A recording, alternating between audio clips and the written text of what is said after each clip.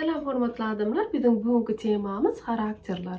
Yani bizim karakterlerimiz nereden peýda bolýar? Ýoksam olar bizim genimiz bilen geçýärmi? Karakterlerimiz bilen temperamentlerimiz arasyndaky bolýan tapatlyklar näme? We käbir gylyk häsiýetlerimizin gatnaşyklarymyza etýän täsiri baradaky temadan bugün size biraz maglumat bermekçi.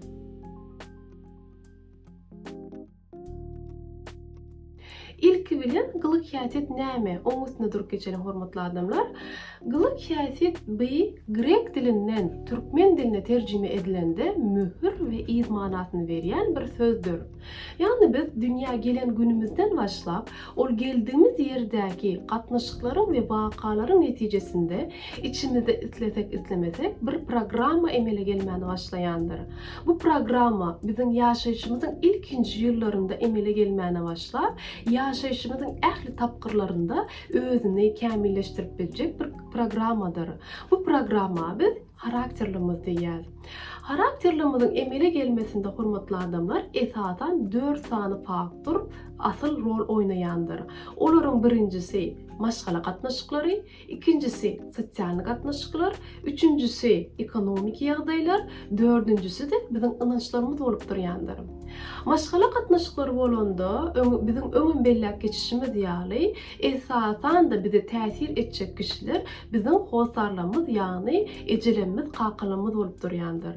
Olaryň arasyndaky gatnaşyk bize gönüden göni täsir etdigi için olaryň roly, ýani bizim häsiýetlerimizin, duýgularymyzyň, düşünjelerimizin emele gelmesinde olaryň roly uly bolup durýandyr. İkincisi sosial gatnaşyklar diýdik. Sosial gatnaşyklarda da bize iň köp täsir etjek kişi bizim mektep mugallimlerimiz, ýani ilkinji mektep mugallimlerimizin roly uly bolup durýandyr.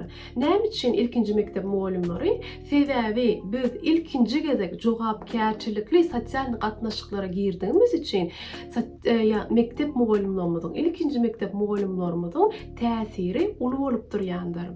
Üçüncüsi ekonomik ýagdaýlar diýdik. Ekonomik ýagdaýlarda da hormatly adamlar şeýle bolup durýar. Ýani ekonomik ýagdaýy, materialny ýagdaýy gowy maşgalalarda, maşgala agdalarynda, ejelerinde, kakalarda, ruhlarında we psikologik ýagdaýlarynda belli bir derejede rahatlyklar bolýandyr.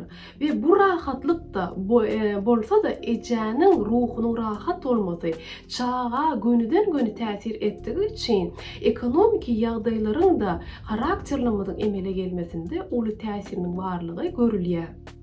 Üçüncüsü de ynançlarymız diýdik. Ynançlarymız nähil bolýar?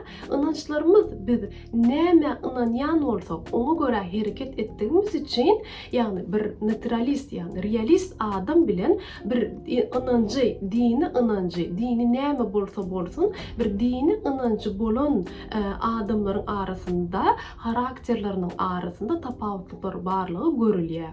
Muny ılımy işleriň netijesi de tasdiklaýar. Hormatly adamlar, ýanky ýokarda agzap geçişimiz ýaly bizim karakterlerimiz biz dünýä geldikden sonra emele gelmäni başlap, olar bizim genimiz bilen geçýän däldir. Emma temperamentimiz bolsa belli bir derejede bizim genimiz bilen geçip biljek tebii bir haldyr.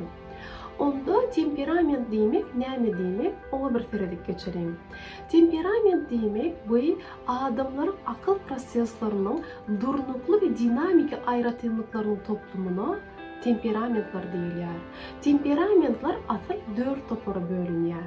Olaryň birincisi holerik temperamentlar topary, ikincisi melankolik temperamentlar topary, üçüncüsi flegmatik temperamentlar topary, dördüncüsü de sanguin temperamentlar topary bolup durýandyr.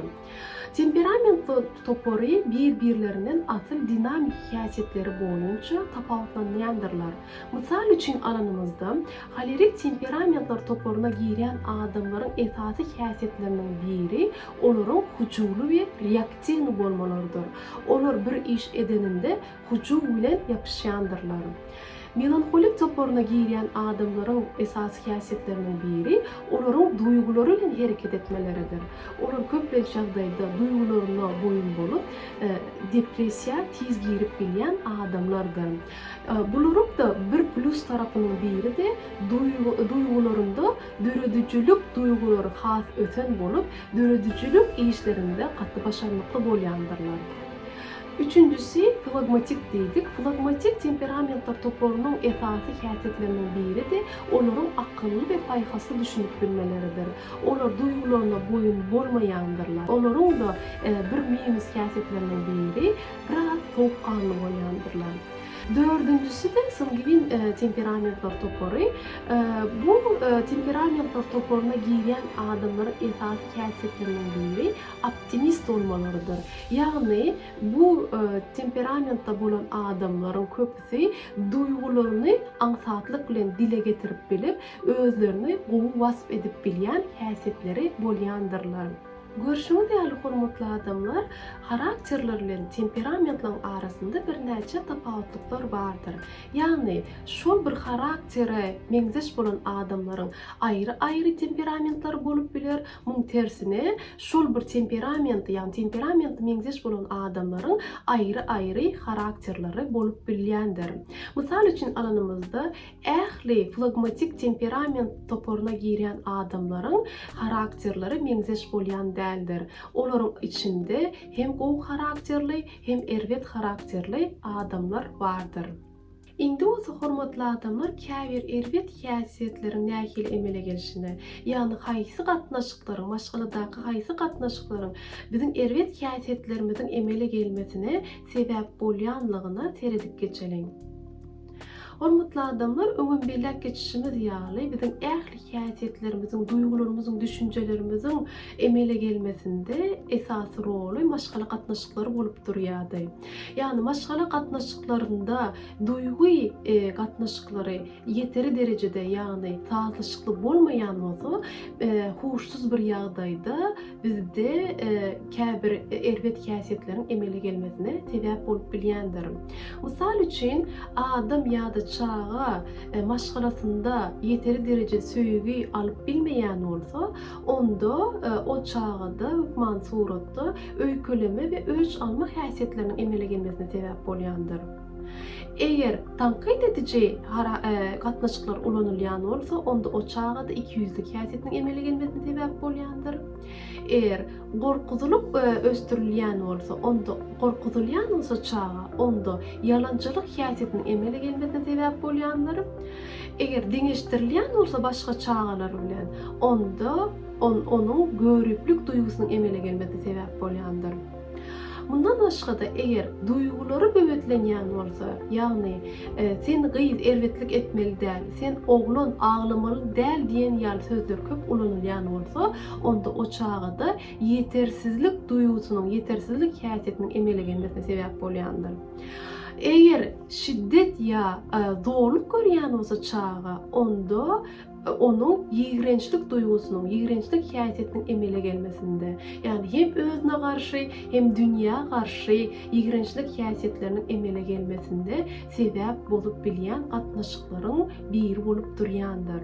Hormatly adamlar, eger bular ýaly gatnaşyklara duçar bolan bolsaňyz, onda özüňiz bilen ýüzleşip, özüňizdäki käbir häsiýetleriň parhyna baryp bilersiňiz. Eger parhyna barmadyňyz ýagdaýda, onda bu häsiýetleriň ählisi sizin gatnaşyklaryňyzyň ählisine täsir edip, ýani sizi we gatnaşan adamlaryňyzy oňaýsyz we rahatsyz ýagdaýlara goýup bilýändir.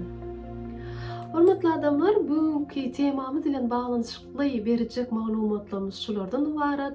Häzirlikçe men siziň bilen iň gowy dileglerim bilen hoşlaşýan, ýene-de görüşýänçek hoş, sag bolun.